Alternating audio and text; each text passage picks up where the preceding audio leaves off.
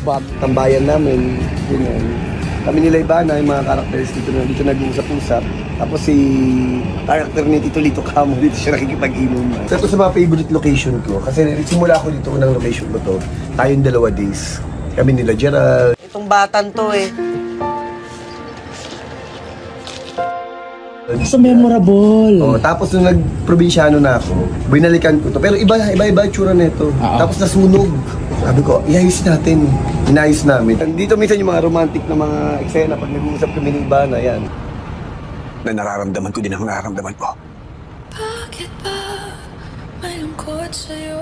Kaya lang alam ko hindi tama. Ako kaya'y Hindi pwede.